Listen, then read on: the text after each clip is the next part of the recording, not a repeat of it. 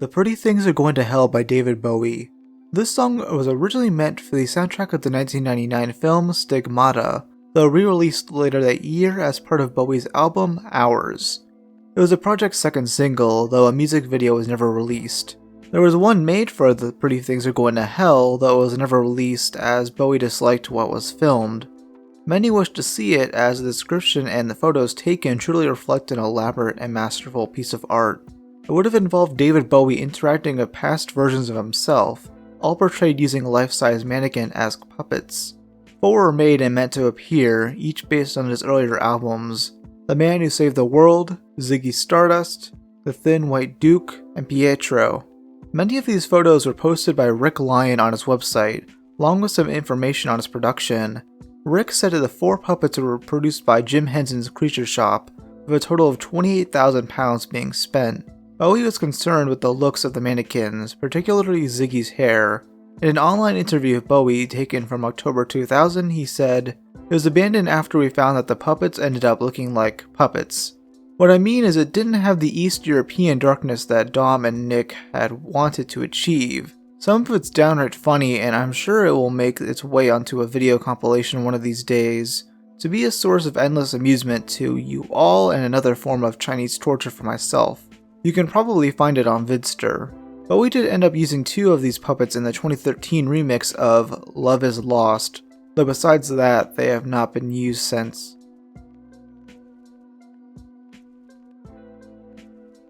The original Ain't It Fun video by Paramore. Appearing as a single on their 4th album, self-titled as just Paramore, the track Ain't It Fun had 2 music videos made. The original began production in July 2013, being directed by Jonathan Desbiens. He's known for working on the rock magazine Alternative Press and directing other music videos for Imagine Dragons, Swedish House Mafia, and Skrillex. Hundreds of photos from this music video are readily available online, particularly thanks to many Paramore fan sites. Lead singer Hayley Williams further confirmed the video's authenticity in August 2013, though months later she stated the following on the website. "We posted a picture a few months ago from behind the scenes of a video we shot for our song Ain't It Fun. Turns out the process of making and completing this video have been, well, not fun. Zing. To keep things short and BS free, we were not happy with where this video was headed and ultimately made a decision to pull it. The current version was released in January 2014, with the original never popping up officially in any way, shape, or form."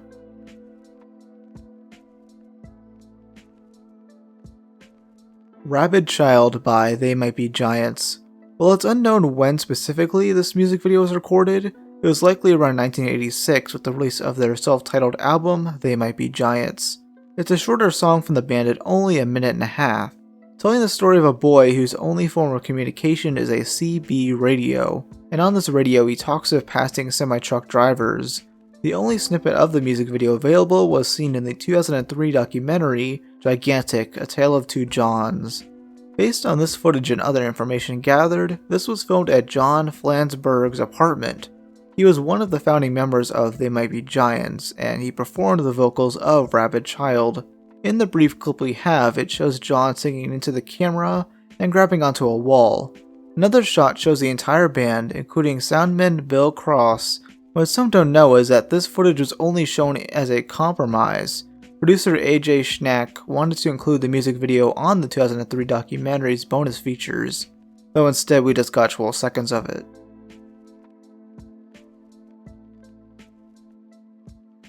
King of Those Who Know by Cynic. Cynic, a Floridian metal band formed in the late 80s, released their second studio album in 2008.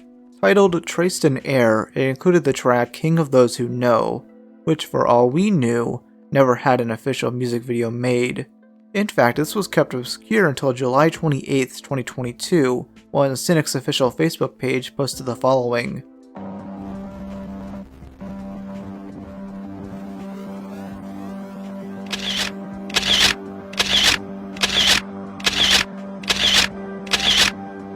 The video was filmed sometime in 2010, mainly at the Aztec Pyramid at El Teposteco, Mexico.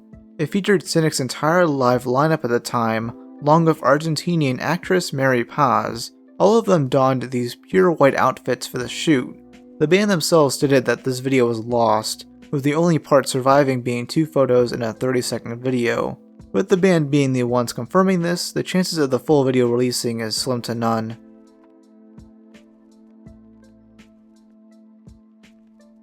Couch Potato by Weird Al Yankovic. Poodle Hat was Al's 11th studio album, released in 2003, featured a multitude of recognizable songs from him, quite a few of which got music videos, but one that didn't was Couch Potato, which many found odd since it's Poodle Hat's lead single. This was due to Eminem, the artist Al was parodying with the track. Couch Potato was based on Lose Yourself, a song Eminem released the year prior for the film 8 Mile. He disapproved of the parody and objected to the idea of a music video. So, Al respected his wishes and did so, but not without subtly trashing on M in the process. In 2004, Weird Al released a mock interview, which used out-of-context clips of Marshall to goof on him. He mentioned Couch Potato several times in this, trying to get a clear answer, yet failing each time.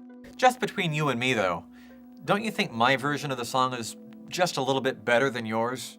And that's kind of what pisses me off. I knew it. Well, now I don't have a video to promote my new album Poodle Hat, but you know. Besides what Al has revealed himself in this and other interviews, we don't know much about what the video could have entailed. In fact, we don't even know how far ahead it was in production until it got canned. Do What You Want by Lady Gaga. Now, unlike the other projects featured thus far, this video was never released due to controversy, or, well, multiple controversies that have plagued the song as well. Based on teases given out by Gaga herself, Do What You Want was supposed to have its music video released in December 2013, not too long after Art Pop dropped. She performed this track on Saturday Night Live, stating that viewers were not ready for the video. When 2013 passed and another music video dropped, Gaga gave some bland excuse for its absence. According to her, Do What You Want was delayed because she was not given enough time to prepare for the video's concept. TMZ then came forward and gave out the real reasons the video couldn't come out. It was due to 2 people involved, director Terry Richardson and the song's featured artist, R. Kelly. Terry had been recently accused of sexually harassing models, and R. Kelly still had bad stigma against him for the earlier child pornography charges. Gaga didn't want to release the video due to the potential blowback from their involvement and the plot itself. TMZ leaked 30 seconds of it in June 2014, which shows scenes in a hospital. R. Kelly plays Gaga's doctor, telling her the medicine is kicking in as she moans. Terry shows up as a photographer, Gaga is shown unconscious, and nurses are shown eating shellfish off her body. The most bizarre part of all from the video was never even leaked. When Gaga is shown unconscious, he says he wants to impregnate her. Creepy to the core. Of course, this video will never ever be released. Ever. Especially after the surviving R. Kelly documentary.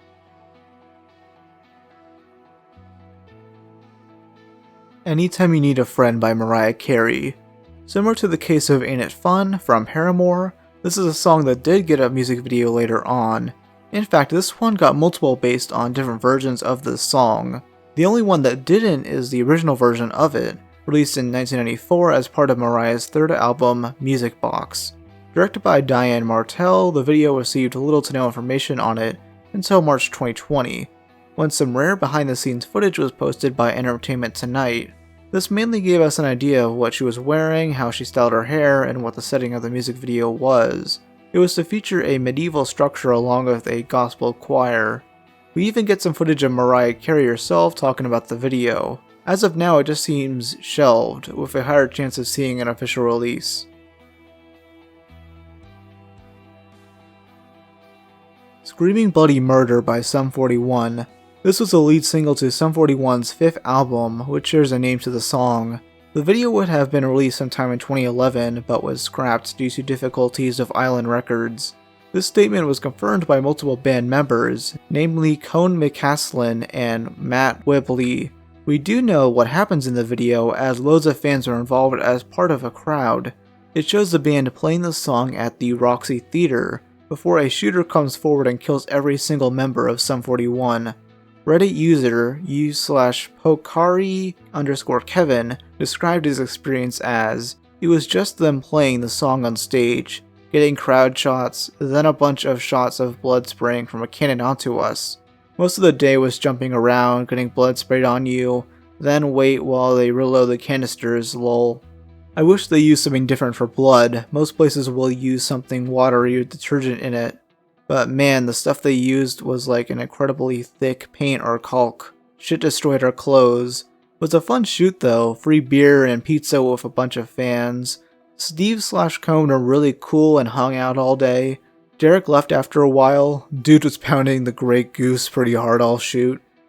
On November 2nd, 2016, in one of Loudwire's Wikipedia Fact or Fiction videos, the band was asked about the project. Cone McCaslin said he has it saved on his computer, with no plans to release it. I think you just invited your computer to get hacked. Oh, no. I don't think anyone will ever see that video, though. No. It's a bummer. I Not know. even as like an extra. Oscar, I'm looking at our manager right now. Probably not, right? He's saying no. I mean, it's nothing that people should see right now. Really? No. Oh, well. 5-4 by Gorillaz. Now this video is considered found as we have a full animatic due to the Gorillaz themselves. They released it as part of their 2002 compilation DVD, Phase 1 Celebrity Takedown. This version mainly features black and white storyboards going along with the song, which features some pretty mature content. Most believe this is why the video is never fully animated, as it shows Murdoch taking all of his clothes off to be completely nude, and a brief image of a woman masturbating. There's also the fact that 5-4 was supposed to be one of their first album singles, before 19-2000 took its place. It becoming a less significant song on the Gorillaz self-titled album might have been a partial reason for its obscurity too. Whatever the reason, the fully animated video was never made, and possibly will never be made due to the storyboard's contents.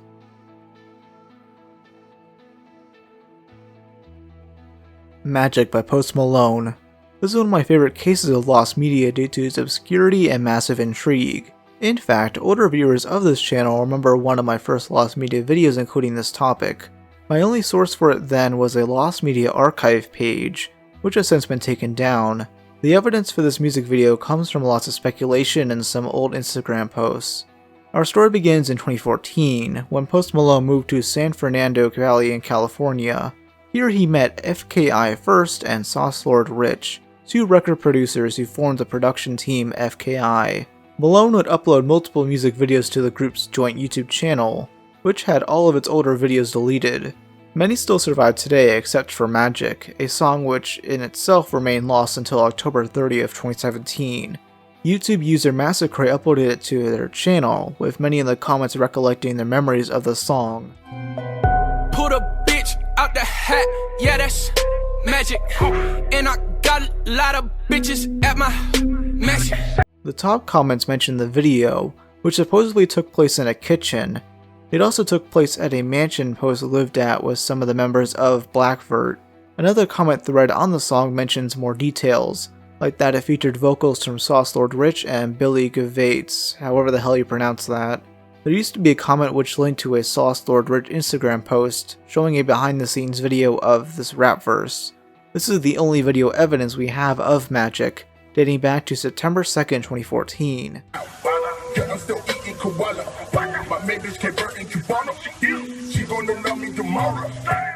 Post Malone's first Instagram post, that's still up, is captioned Magic, dating only 2 weeks prior. Two other Instagram posts from October 2014 also show behind the scenes images. At this point, this video seems to have been legit, just lost over time due to Post's other massive works. I do believe that this has some chance of being found, it just needs more attention on it. I couldn't find any traces of it on the internet Wayback Machine, but maybe you'll have some luck.